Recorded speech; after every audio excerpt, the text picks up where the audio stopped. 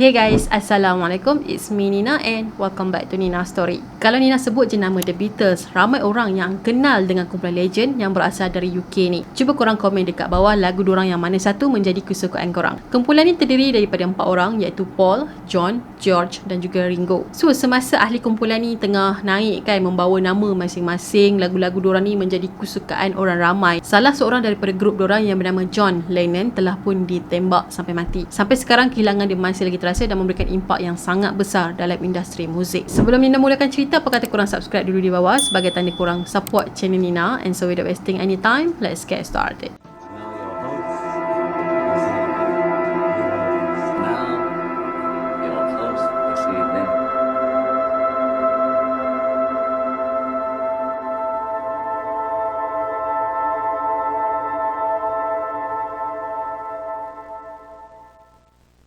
Kumpulan The Beatles ni telah ditubuhkan pada tahun 1960 di Liverpool, England. Lagu pertama dorang yang terlahir adalah Love Me Do pada tahun 1962. So dengan kejayaan lagu ni telah mengukuhkan kedudukan dorang dalam industri muzik, sampaikan dorang ni mula terkenal di luar negara. Masuk je pada tahun 1964, kumpulan The Beatles makin terkenal dan mula dikenali. Dorang punya lagu ni telah memasuki pasaran Amerika. Dalam masa 7 tahun dorang telah tubuhkan kumpulan The Beatles ni kan, dorang telah pun mengeluarkan album sebanyak 13. Dan setiap lagu yang dorang terbitkan tu kan semuanya hit guys. Tapi itulah siang tak selalu panas kan. Pada tahun 1970 akhirnya diorang berempat telah buat keputusan untuk berpisah. Maksudnya untuk membawa haluan masing-masing. Walaupun diorang bawa haluan masing-masing, tapi diorang masih lagi mengekalkan diri diorang dalam industri muzik. Dah alang-alang ada nama sendiri kan. Jadi diorang pun nak membina empire diorang sendiri, bergerak secara solo dan bukan secara berkumpulan lagi. Lepas tu diorang berempat pun telah berjaya mengeluarkan muzik solo masing-masing. Pada tahun 1971, si John dengan isteri dia yang bernama Yoko telah pindah ke Amerika pula sebab dia nak mengembangkan dia punya kerjaya dekat sana. Masa ni dikatakan diorang berdua mula terlibat dengan aktiviti protes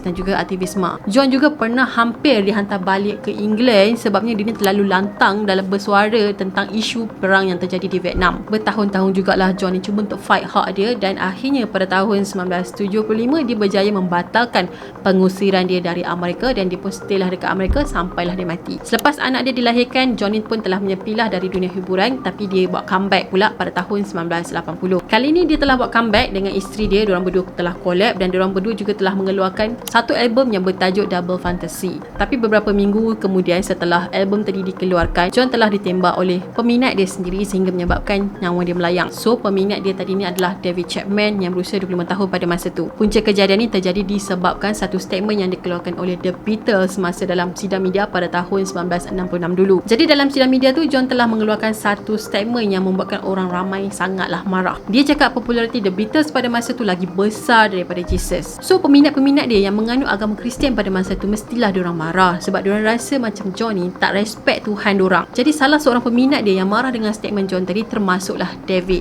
Disebabkan statement daripada John yang orang kata apa agak macam melampau tu kan, membuatkan peminat-peminat dia telah boykot diorang. Diorang ni telah membuat demonstrasi dan bakar album The Beatles secara terbuka dan secara besar-besaran. Lepas tu ada jugalah stesen-stesen radio ni yang dah mula ban lagu-lagu The Beatles tadi berputar dekat radio diorang. Okey, berbalik pula kepada kisah si David Chapman tadi. Dia ni dikatakan hidup dalam keadaan yang sangat teruk dan dia juga sangat obses dengan lagu-lagu The Beatles. David sebenarnya dia ada masalah kemurungan yang melampau dan dia pernah cuba untuk bunuh diri dia sebanyak 2 kali. Sampailah pada 6 Disember 1980, si David ni telah fly dari Hawaii ke New York semata-mata untuk bunuh John tau. Bagi dia, John ni macam dah tak ikhlas dalam menyanyikan lagu. Apa yang dia buat pada masa tu semata-mata untuk duit je. Sampai je dekat New York, si David ni sempatlah terserempak dengan seorang pemuzik yang bernama James Taylor. Jadi James kata pada masa tu dia terserempak dengan David ni kan, dia nampak David ni macam orang yang sangat cemas. Dia macam gelisah yang teramat sangat. Mata David sangatlah liar, dia tengok sana sini macam mencari sesuatu. So James kata masa tu David ni macam orang gila. Disebabkan James dah mula takut dengan si David ni kan, dia pun cepat-cepatlah menjauh daripada David. Dan David pun macam tak hirau lah dekat dia kan. Sebab apa? Sebabnya James ni bukanlah target David tapi dia cari John pada masa tu. Pada hari tu John dengan isteri dia telah ke Hit Factory Recording Studio untuk interview dengan BBC. So ini adalah temu bual terakhir yang pernah dihadiri sendiri oleh John sebelum dia meninggal. Masa diorang keluar daripada rumah diorang dekat Dakota tu kan, David memang dah ada dekat luar dah tunggu John. Lepas tu dia minta John ni untuk tanda tangan dekat atas album diorang iaitu Double Fantasy. Lepas dah sign, dia dengan isteri dia pun telah meninggalkan David, tapi David ni still lagi tunggu dekat depan rumah diorang. Dia tunggu dekat situ sampailah si John balik. Lepas dah habis interview dengan BBC, John dengan Yoko ni pun baliklah ke rumah diorang dan diorang telah sampai dekat rumah dalam lebih kurang pukul 10.45 malam. Masa diorang tengah berjalan masuk ke dalam kawasan rumah diorang ni kan, tiba-tiba John telah ditembak sebanyak 5 kali. Jadi 4 daripada tembakan tadi tu telah terkena badan John dan dia telah pun jatuh rebah ke atas tanah. Lepas dah tembak ni kan, si David ni letak pula pistol dia dekat atas tanah and dia keluarkan novel dia baca macam tak ada apa-apa yang terjadi guys. Bila dia nampak polis datang, barulah si David ni slow tinggalkan tempat tadi dan dia ditangkap tak lama selepas tu. John pula telah dibawa ke hospital dan dia telah kehilangan darah sebanyak 80%. Semasa dia sampai dekat hospital tu, dia sebenarnya dah pun tak bernyawa dan telah disahkan meninggal dunia. Pada hari yang dia meninggal tu, John ni tak tua lagi dan masih lagi muda iaitu 40 tahun.